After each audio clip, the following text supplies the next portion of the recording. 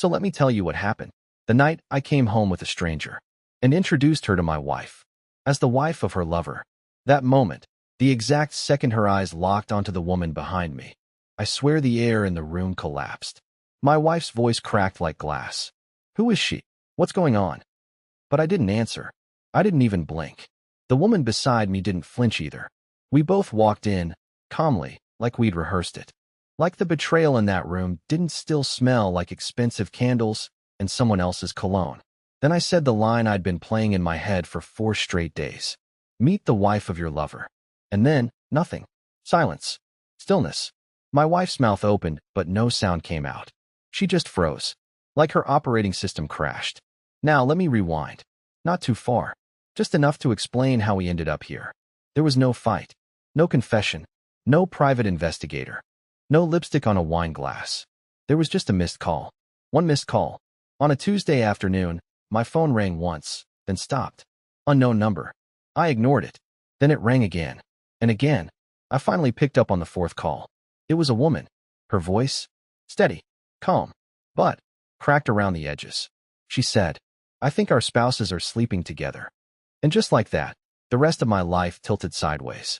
She didn't stutter. She didn't sound unsure. The woman on the phone, Trina, spoke like someone who had replayed this moment 1,000 times already. "I think our spouses are sleeping together," she repeated. And then she added, "I can prove it, but I need you to see it for yourself." I almost laughed. Not because it was funny, but because the only other sound in the room was the buzz of the fridge, and it felt completely surreal that a voice on the other end of the line was casually detonating my life like it was a weather report.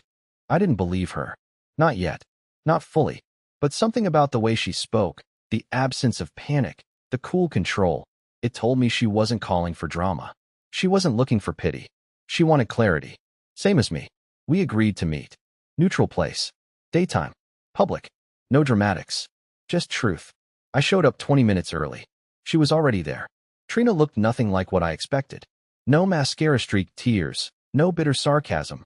No wild accusations. She was composed, polite. But I could tell, underneath the quiet, she was holding back a scream she'd been living with for weeks. She slid an envelope across the table. Photos. Screenshots.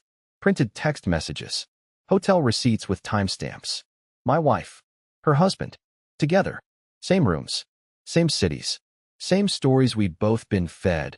Girls' night. Conference. Working late. Can't talk now. I remember staring at the receipts for so long, the numbers blurred. Trina said nothing while I processed. She just let me drown. And when I finally looked up, all I could say was, "What do we do?" She didn't even blink. We don't scream. We don't beg. We don't confront them in tears. Then she leaned in and whispered something I'll never forget. "We walk into that house together, and we let the silence do the damage." At that exact moment, I realized she didn't just want revenge. She wanted understanding. And so did I. We didn't talk about feelings. We talked about details. Where? When? How long? Who knew?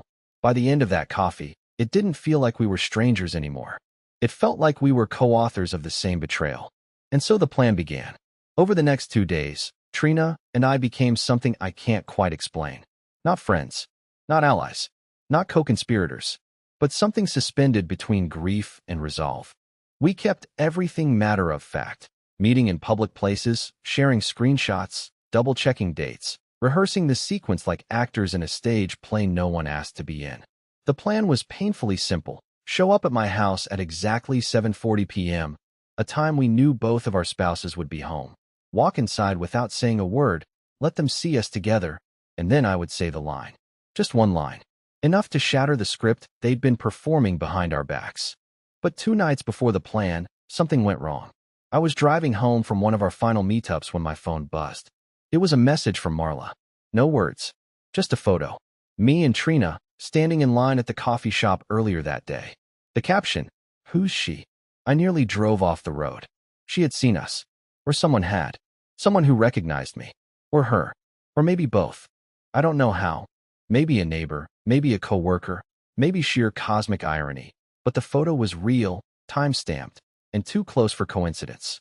I panicked. My hands were shaking so hard I had to pull over. I stared at the screen, not knowing what to reply. If I denied it, I'd look guilty. If I admitted it, she'd pivot the narrative, play the victim, accuse me of cheating, turn the whole thing around. So I didn't reply at all. I called Trina. She picked up on the first ring. I told her everything. She was quiet for a moment, then said something that made my skin crawl. She's getting suspicious. That means she's nervous. Good. But it didn't feel good. It felt risky. The last thing I wanted was for Marla or Sawyer to catch wind of what we were doing. We didn't need them to confess. We needed them to feel exposed. Blindsided. Like we did. Trina insisted we keep the plan. Same day. Same time. No changes. But that night, I couldn't sleep. I kept thinking, what if they were already rewriting the story? What if they were spinning it behind our backs now, framing us as unstable, paranoid, even malicious? Revenge is never as clean as you want it to be. But neither is betrayal. And I was already in too deep. The day of the confrontation felt like a countdown to an execution. I was useless at work. I barely answered emails. Couldn't eat. Every time my phone buzzed, I flinched. My mind kept rewinding to that photo Marla sent. Her silence since then was louder than any accusation. She hadn't followed up, hadn't questioned me again, hadn't even left passive-aggressive notes like she used to when I forgot to do the dishes. It was too quiet. And I hated that. Trina texted me around 4:30 p.m. We still on? I replied, 7:40 sharp. She sent a single thumbs up. No nerves. No doubts. If she was scared, she hid it better than I ever could. I admired that about her. Or maybe envied it. I spent the next hour rehearsing the line out loud like a madman. Meet the wife of your lover. It felt theatrical in my mouth. Too perfect. But it was the truth. And sometimes, truth needs to sound like a punch. At 7:32, I pulled into the street and saw Trina already parked across from my house. She didn't get out. She just stared at the porch light. I walked over, opened her door, and we stood in the driveway for a moment like statues. You ready? I asked, though I didn't feel ready myself. I was born ready, she muttered. But there was a tremble in her voice this time. We walked toward the door. I unlocked it slowly, half expecting it to already be bolted shut. But it wasn't. The door swung open into what should have been a calm, candlelit evening. But the moment we stepped inside, it was like walking into a trap. Marla was standing in the middle of the living room. And she wasn't alone. Sawyer was there too. They were just standing. Not touching. Not talking. Just standing like they were expecting us. Trina froze beside me. I didn't say the line. Because I couldn't. Marla looked at me and said, I knew you'd bring her. Sawyer looked at Trina and said, I told you he'd do it. It wasn't a confrontation anymore. It was a standoff. But they weren't shocked. They weren't even ashamed. They were calm. Too calm. And then Marla smiled, not cruelly, but knowingly, and said something that shattered the entire script. So, which one of you is going to admit you've been lying too? That's when I realized. This wasn't just our plan. They had one too. I didn't speak. Not right away. I couldn't. Marla's voice had pulled the ground out from under me. I came there thinking we were about to expose them. Finally, mercilessly. Instead, they were waiting like they'd read the same script. Only earlier. Trina looked like someone had sucker punched her in the stomach. Her arms fell limp at her sides, and for the first time since I met her, she looked afraid. Not of Sawyer, but of what he might say next. I tried to regain control. You don't get to flip this, I said, my voice shaking harder than I wanted it to. You're the ones who lied. You're the ones who broke everything. Sawyer laughed, a short, breathy sound that made my skin crawl. And you think showing up with my wife like this makes you innocent? He tilted his head like he was examining me under a microscope. You really don't get it yet, do you? Marla stepped forward, and suddenly the confidence in her face looked less like guilt and more like pity. I know about the messages, she said. I blinked. What messages? The late-night ones. The ones to your coworker. Daria. The ones you deleted. You thought I wouldn't notice when your text with her stopped showing up in the cloud?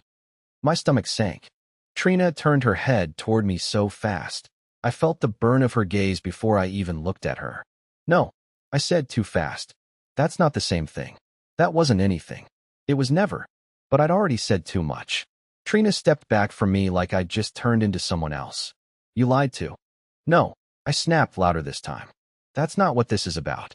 Sawyer leaned on the back of my armchair like it was a throne. No, Ellison, that's exactly what this is about. You thought you were the wounded party, but you've got your own mess buried under your feet. Marla folded her arms and looked me in the eye. You were never coming here for justice. You were coming here to win. And suddenly, I felt it, the shift, the inversion, the realization that maybe this moment wasn't mine to control anymore. Maybe it never had been. Trina looked at me again, not with rage, with disbelief, like I had become one of them. And maybe I had. Because here's the part one hadn't told anyone, not even myself. I hadn't stopped thinking about Daria. And now, someone else had said it out loud. No one moved. The room was silent, but it didn't feel like silence. It felt like a wound holding its breath. Trina hadn't said a word since Marla dropped the bomb about Daria, and I didn't dare look at her. I could feel the heat radiating off her like I was standing next to a fire I used to trust. I tried to explain, stammering, stumbling over every excuse I had told myself in the mirror. It wasn't physical. It was just texting. I didn't meet up with her. I swear I didn't. Marla raised an eyebrow. But you wanted to, didn't you? Sawyer chuckled under his breath, and I wanted to hit him. Not because he was wrong, but because he was enjoying it. Intent doesn't matter now, he said. You just dragged my wife into this like some kind of emotional nuke. You wanted a spectacle. Now here we are. I wanted to scream. I wanted to tear the entire plan down and rebuild it from the start. But the problem was, it had never really been a plan. It had been a fantasy, mine. A fantasy where I was the one in control, the one delivering the final line, the one walking away with closure while the guilty hung their heads. But now I was standing in the middle of a burning room holding the matchbook, and everyone was looking at me like I lit the wrong fire. Trina finally spoke. Quietly, carefully. So this wasn't about justice. It was about hurting them back. I turned to her, desperate. No, it was about the truth. About showing them we weren't fools. She stared through me. But I was. And just like that, something in her eyes shifted. Not rage. Not betrayal. Just detachment. Like she had unplugged whatever emotional cord connected us and backed out of the plan completely. Then she did something I didn't expect. She walked toward her husband. And stood beside him. No words. No reconciliation. Just alignment. And I was still standing alone. I looked at Marla, half expecting her to smirk or gloat. But she didn't. She just looked tired. Not guilty. Not angry. Just worn out by the weight of two people trying to destroy each other under the illusion of righteousness. I don't think I ever really knew you, she said.